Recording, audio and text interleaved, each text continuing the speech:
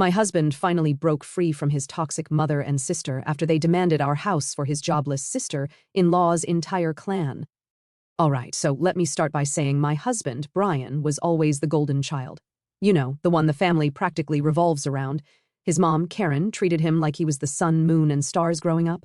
They were super close because his dad was always working, which left Brian with his mom all the time. Their bond was really tight, and honestly, it was a little too close for comfort when I first saw it. I didn't think too much of it at first, though. I mean, it's normal for moms and sons to be close, right? But as I spent more time with them, it became clear that Karen didn't just favor Brian, she worshipped him. Meanwhile, his sister, Amanda, always got the short end of the stick. Karen barely paid attention to Amanda, and I could tell that growing up in Brian's shadow left Amanda feeling pretty bitter. Still, Brian tried to be a good big brother to her. He's got a good heart like that. Anyway, when Brian and I started dating, it wasn't long before things got weird with Karen and Amanda. At first, I thought I was just being paranoid, but then things started happening that made me realize I wasn't imagining it. For example, Brian and I were living together at the time, and his family would drop by unannounced all the time. Now, I've got no problem with family visits, but at least give us a heads up, you know? Apparently, that wasn't their style. One morning, I was dead asleep in bed with Brian, and all of a sudden, Amanda just bursts into the room like it's totally normal. No knock, no nothing, just barges right in. I'm there, lying in bed, half naked, and she starts chatting with Brian like it's no big deal. I don't even know if she noticed or cared that I was in my underwear. I was mortified, but she acted like this was completely normal behavior. Who does that? At first, I thought maybe this was some weird sibling thing and that I just didn't get it. But after it happened a few more times, I was like, okay, enough is enough. I pulled Brian aside and told him that I wasn't comfortable with his sister just waltzing into our bedroom whenever she felt like it. I mean, come on, it's basic courtesy to knock, right? I shouldn't have to explain that to someone who's a grown adult. Brian agreed with me, so we decided to put a lock on the door to stop Amanda from barging in. Now, you'd think that would solve the problem, but nope. The very next morning, Amanda tried to come in again, and when she couldn't get in, she absolutely lost it. She was jiggling the door handle, pounding on the door, and yelling for Brian to let her in. I was lying there like, what in the actual hell is happening right now? Brian, being the kind soul that he is, finally opened the door to talk to her, and she immediately started to demand to know why the door was locked. Before Brian could even get a word out, she's pointing at me and calling me a skank. I kid you not. She was furious, saying I was the reason he locked the door and that I was trying to come between them. I was just sitting there, stunned, like, where the hell did that even come from? Who goes straight to calling someone a skank just because they want privacy in their own room? Brian tried to calm her down, but Amanda wasn't having it. She kept saying how siblings shouldn't have secrets from each other and how the lock was unnecessary. Brian told her that it wasn't about keeping secrets, it was just about privacy, especially when we're, sleeping.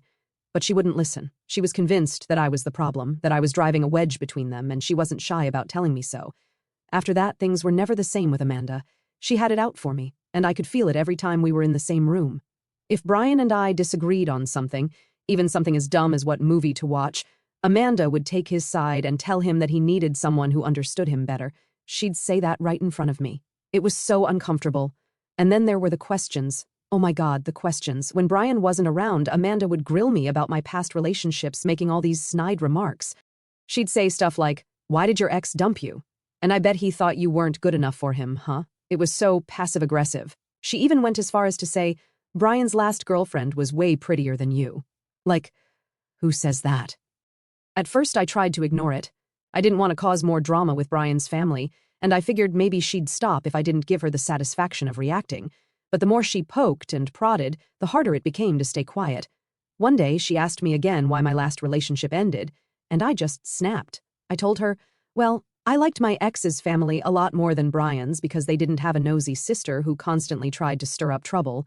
That shut her up for a while. I'm not the kind of person who likes confrontation, but man, it felt good to put her in her place for once. But honestly, as much as Amanda annoyed me, Karen was no better. When I first started dating Brian, she acted like I didn't exist. She wouldn't even look in my direction at family dinners or gatherings. I tried to make small talk, and she would just completely ignore me. It was awkward as hell, and no matter what I did, I couldn't get through to her. Then, when Karen realized that Brian and I were serious about each other, things took a turn. Instead of ignoring me, she started treating me like I was some kind of threat. I could tell she didn't like the idea of her son being with someone else. She made snide comments about how I must have had it easy because my parents sent me to a private school and she acted like I was some spoiled brat just because of that. At one point, Karen even told Brian that I wasn't wife material and that he could do better. Like, excuse me? What century are we living in? Thankfully, Brian didn't listen to her. He proposed to me anyway, and that's when the real drama started. Karen and Amanda completely lost it when they found out we were getting married. They both called me separately and told me to give the ring back. They literally tried to talk me out of marrying him. I don't know if they thought they could bully me into breaking up with him, but they were dead wrong. I wasn't about to let them control my life. So yeah, that's when I started seeing just how toxic things were with Brian's family, and honestly, it was only the beginning. After Brian proposed, things really started to go downhill with his family. Like, I already knew they didn't exactly love me, but I didn't expect them to react like that. You'd think a normal family would be happy when their son gets engaged, right? Nope, not with Karen and Amanda. They acted like I had personally declared war on their family or something. The day after we announced the engagement, Karen called me. At first I thought maybe she was going to congratulate me, try to play nice or something. But nope, she went right into it. She told me straight up that she didn't think I was good enough for her son and that I should give the ring back to Brian. She said it so casually, like she was telling me to return a sweater that didn't fit. I just sat there, stunned for a second, trying to wrap my head around the fact that she was asking me to call off the engagement. Then she really started to pile it on.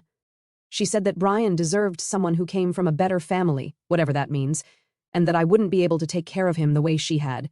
I could practically hear the jealousy in her voice. It was like she couldn't stand the idea that someone else might take care of Brian, and honestly, that just creeped me out. I tried to stay calm and told her that I loved Brian, and we were getting married whether she liked it or not. She wasn't about that answer, obviously. She started going on and on about how I was ruining their family and how Brian wouldn't have proposed if I hadn't manipulated him. Seriously, the things she was saying were nuts. It felt like she'd convinced herself that I had somehow tricked her son into proposing. Like, what kind of mother thinks that about their own child? It was pretty clear that nothing I said was going to change her mind, so I ended the call.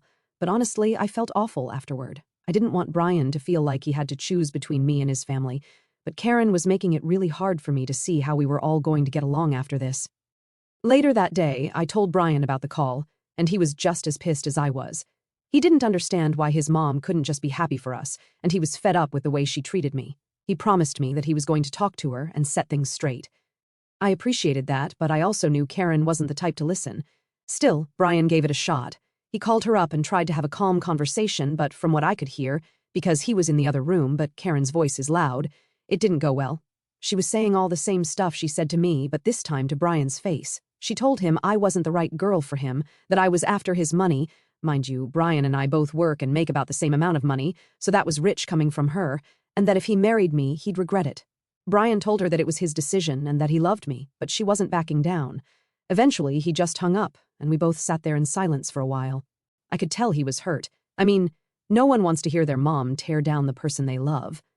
It put this weird tension between us because, while I knew Brian was on my side, I also knew how much he loved his family, and I didn't want to be the reason that his relationship with them got destroyed. It was just a mess. But the drama didn't stop there because Amanda decided to get involved too. A few days after Brian's call with Karen, Amanda called me out of the blue. I had no idea what she wanted, but I figured she might be calling to smooth things over or something. Nope. She told me that she agreed with everything her mom said and that I needed to give the ring back. Like, she straight up said, "You're not good enough for my brother, and if you really cared about him, you'd let him go." I mean, who even says stuff like that? She kept going, telling me that Brian deserved to marry someone with class and how he was making the biggest mistake of his life by choosing me. At that point, I had enough. I told her that it wasn't her decision to make, and if she didn't like it, that was her problem. I don't know why, but she seemed shocked that I stood up to her. Maybe she thought I was just going to sit there and take it, but nope. I wasn't about to let her talk to me like that, especially when I knew Brian and I were solid. When I told Brian about the call, he was even more pissed than before. This time, he went straight over to his parents' house to talk to both Karen and Amanda in person. I didn't go with him because, honestly, I didn't want to be in the middle of that train wreck. When he got back, he told me that it was just more of the same. They both doubled down on their belief that I wasn't the right person for him, and Karen even tried to guilt-trip him by saying she just wanted the best for him. But Brian wasn't having it. He told them both that he was marrying me whether they liked it or not, and if they couldn't accept that, they didn't have to come to the wedding. I think that's when they finally realized how serious he was because they started backpedaling a little.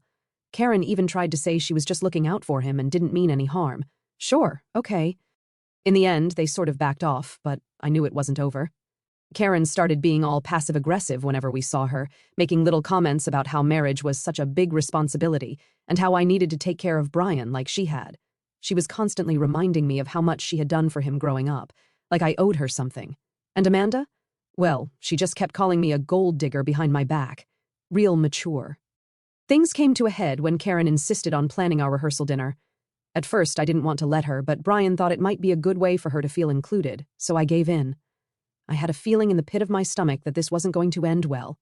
I should have just trusted my gut and said no, but Brian was hopeful that this would be a good way to get his mom involved without causing any more drama. He thought it would make her feel included, and maybe, just maybe, she'd chill out a bit if we gave her some control over something. I went along with it thinking, what's the worst that could happen? Well, I was about to find out. The rehearsal dinner was supposed to be this intimate, laid-back evening before the wedding, just our close family and the bridal party. Nothing fancy, just good food, some laughs, and maybe a few heartfelt speeches. I wasn't expecting a Michelin star meal or anything, but I thought it would be decent, especially since Karen insisted on handling everything herself. She even turned down our offer to help pay for the dinner, saying she had it all under control. We showed up to the venue, and right away, I could tell something was off. The first thing I saw when we walked in was these cheap plastic tablecloths thrown over picnic tables. I'm not talking about cute outdoor picnic tables either, just the kind you'd see in a park or a public barbecue area. It looked like a rushed setup, and I was already starting to feel embarrassed. I glanced over at Brian, and he had this confused look on his face, like, what is this? But it got worse. When we sat down, we realized the food wasn't even catered or homemade. Nope, it was a mix of fast food takeout, cold tacos, soggy burritos, and some half-warm nachos were laid out like a sad buffet. I couldn't believe it. I mean, it's not like we were expecting a 5-star meal, but this? For a rehearsal dinner? It felt like Karen just didn't care at all. She had weeks to plan this, and this is what she came up with? I was honestly trying to keep it together, not wanting to cause a scene, but then Karen walked in, all smiles, acting like everything was perfectly fine. She started telling everyone how much work she'd put into the dinner, and I just sat there, biting my tongue. I didn't want to ruin the night before our wedding, so I kept quiet, but man, I was fuming inside. Brian's dad, Mike, showed up a little late, and when he saw what was going on, he looked just as confused as the rest of us. He quietly sat down and tried to make the best of it, but I could tell he was irritated. Karen, on the other hand, didn't seem to notice that everyone was uncomfortable. She kept making little speeches about how hard she worked to make this night special, and I was just sitting there thinking, are you serious right now? Then Karen started drinking, a lot. The more she drank, the louder she got. She started going on and on about how stressful it was for her that Brian was getting married. She kept saying things like, I can't wait for this to be over, and this wedding has been so hard on me. It was all about her, like she was the one getting married. It was so awkward, and people were starting to whisper and exchange looks. I could feel my face turning red from embarrassment. At one point, she got up, almost knocking over a plate of cold nachos, and started thanking everyone for coming, like she was hosting some grand event. Then, out of nowhere, she started crying, like full-on sobbing. She started talking about how she was losing her son and how she hoped I would take care of him since she wouldn't be able to anymore. I just sat there in shock. Brian was trying to calm her down, but she wouldn't stop. It was like a complete meltdown. Mike finally had enough. He got up, walked over to Karen, and gently told her it was time to leave. Karen, still sobbing, tried to argue, but Mike wasn't having it. He practically had to drag her out of there, with her stumbling and crying the whole way. It was a disaster, and the whole room was dead silent after they left. I couldn't believe that this was how our rehearsal dinner turned out. Brian and I were just sitting there, both of us completely embarrassed. The rest of the guests tried to carry on like nothing happened, but the mood was ruined. Amanda wasn't much help either. She tried to defend Karen, saying she was just emotional because her baby boy was getting married, but I wasn't buying it. This wasn't just Karen being emotional, this was Karen making everything about herself again and trying to turn our wedding into her drama fest. After the dinner was over, Brian and I went home, and I told him straight up that I was worried about what his mom and sister were going to do at the wedding. If they could turn a simple rehearsal dinner into a disaster, what were they going to pull on the actual wedding day?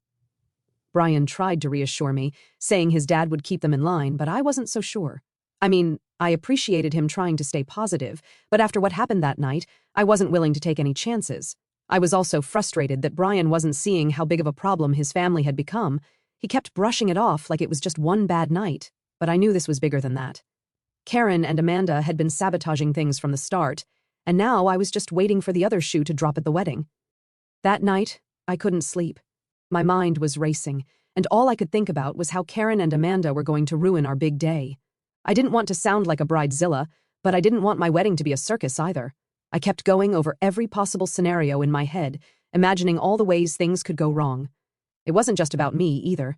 I knew Brian would be devastated if his family made a scene at the wedding, and I didn't want that for him. But I couldn't shake the feeling that something was going to happen. I didn't know what, but I just knew. In the end, the rehearsal dinner was a mess, but it gave me a wake-up call. Karen and Amanda weren't going to back down, and I needed to figure out how to protect our wedding day from becoming another one of their dramatic episodes. I wish I could say that was the worst of it, but I had no idea what was coming next. I had my guard up, but it wasn't enough to prepare me for what was about to happen. I couldn't shake the feeling that they wouldn't just sit back and let us have a peaceful day, not after how the rehearsal dinner went. I mean, if they could ruin something as simple as that, what were they going to do at the actual wedding? The night before the wedding, Brian and I had our first real fight. We'd been through some rough patches dealing with his family, but we'd always been on the same page, supporting each other. But this time, I had reached my breaking point. I told him straight up that I didn't want his mom or sister at the wedding. I knew it sounded extreme, but after all the stunts they'd pulled, I wasn't willing to take the risk. I didn't want our big day to turn into a circus because Karen couldn't handle not being the center of attention or because Amanda wanted to play protective sister again. Brian, though, he wasn't having it. He couldn't wrap his head around the idea of not having his family at the wedding, even after everything they'd done. He kept saying, "They're my family, they won't ruin it, and Dad will make sure they behave." But I wasn't convinced. I told him that if they were there, it wasn't just our wedding anymore. It was going to be another opportunity for Karen and Amanda to make it all about them. The conversation went in circles for a while. He kept defending them, trying to downplay how bad it had gotten, but I wasn't budging. I knew deep down that Karen and Amanda couldn't be trusted, and I didn't want to look back on my wedding day with regret because I let them get away with more nonsense. Finally, I just laid it all out there. I told him that if they came to the wedding, there wouldn't be a wedding. I know that sounds dramatic, but at that point, I was exhausted. I couldn't deal with them anymore. Brian looked at me like I had just slapped him across the face. He was hurt, and I could see it.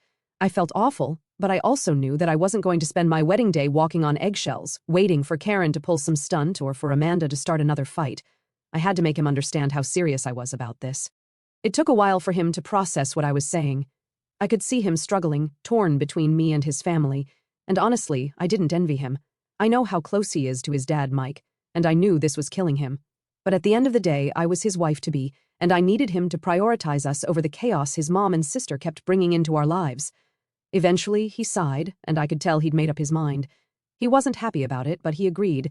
He called his dad early the next morning and told him that Karen and Amanda were uninvited. Mike wasn't surprised, which didn't shock me at all.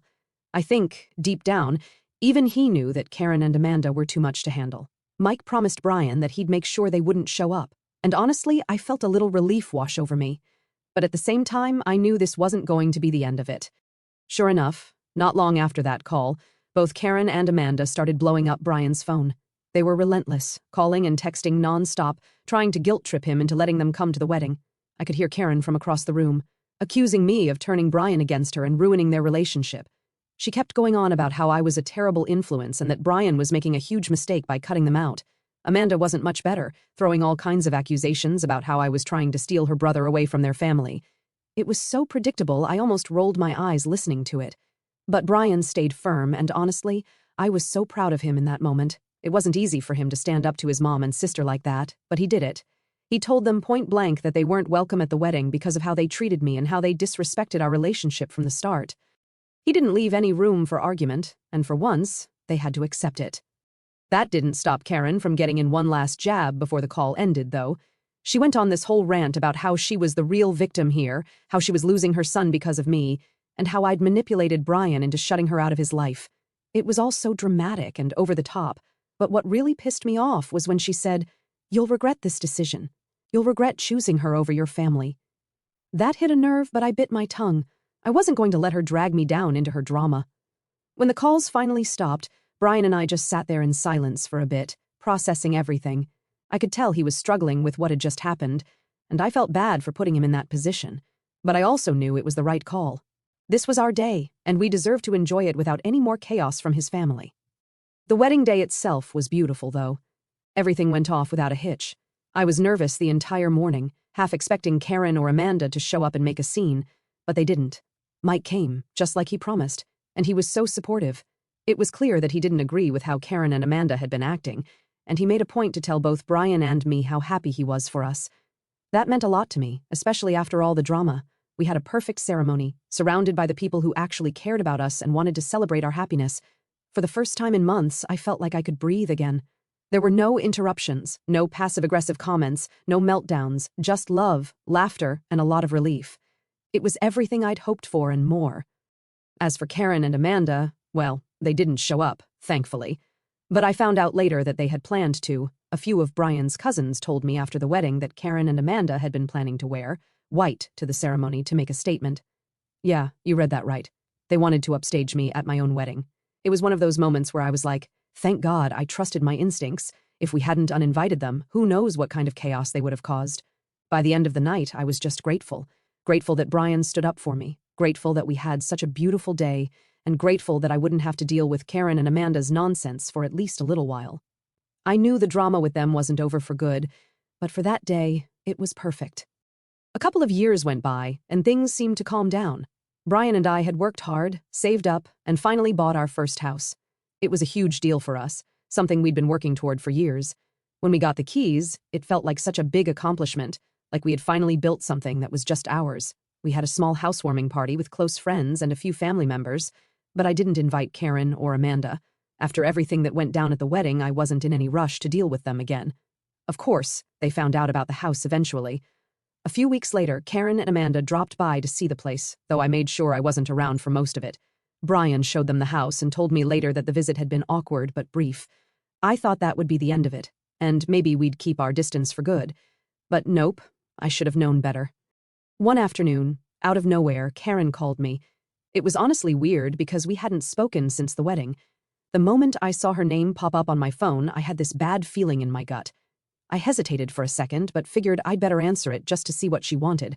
At first, she tried to play nice. She asked how I was doing and made some small talk, asking how Brian and I were liking the new house. But I could tell something was off. She was way too friendly, and it just didn't feel genuine. And then she dropped it. Out of nowhere, she told me that Amanda was pregnant again, her 6th child, and that because Amanda's family was struggling financially, Brian and I should give up our house to them. At first, I didn't even know how to respond. I just sat there, speechless, trying to figure out if she was joking or if I'd misheard her.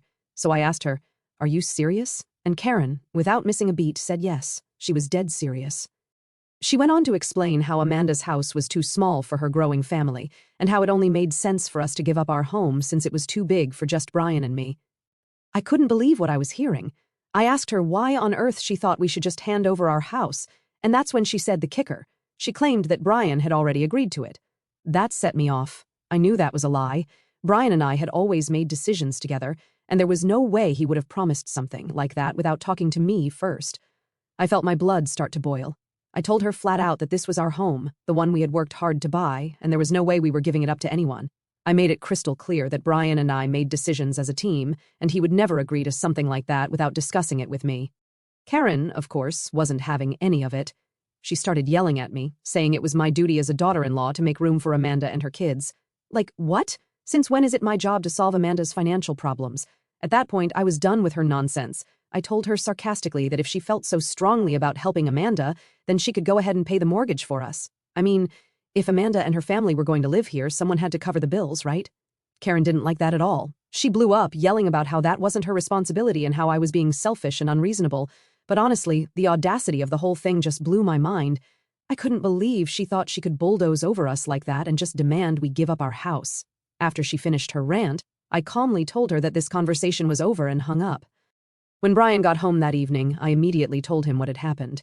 He was furious. He hadn't heard a thing about any of this and confirmed exactly what I already knew. There was no way in hell he would ever agree to give up our house, especially without talking to me first. He called his mom right away, and I could hear the frustration in his voice as he told her off.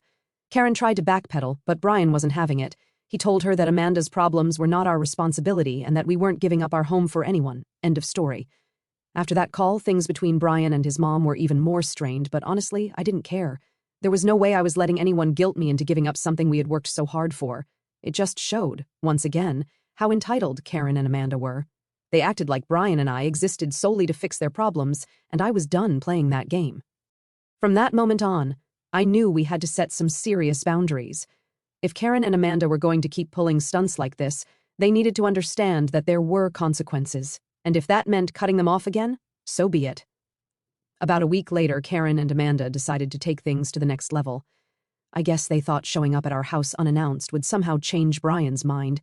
They came banging on the door, demanding to be let in, like they were entitled to invade our space whenever they felt like it. I could hear Karen shouting from the other side of the door, calling me all sorts of names, and Amanda wasn't far behind, accusing me of stealing Brian from their family. But I wasn't having it. I didn't open the door. I told them through the door that they needed to leave and that this was our home, not theirs. The fact that they thought they could just force their way back into our lives was unbelievable.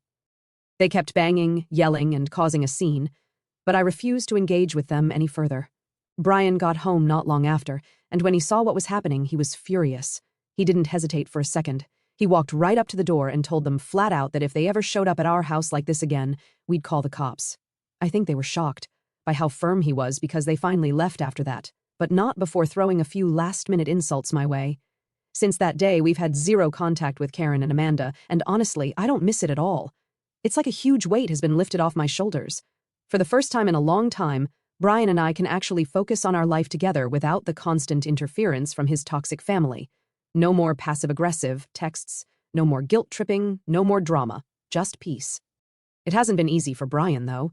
I know he still loves his mom and sister despite everything, but he's realized that loving them doesn't mean he has to let them walk all over us. Setting those boundaries has made our relationship stronger, and it's given us the space we needed to breathe and build our own life together. I don't know if we'll ever have a relationship with Karen and Amanda again, but for now, I'm just thankful that Brian and I are finally free from the chaos they brought into our lives. And honestly, it feels like we've finally taken control of our own story, and I wouldn't trade that for anything.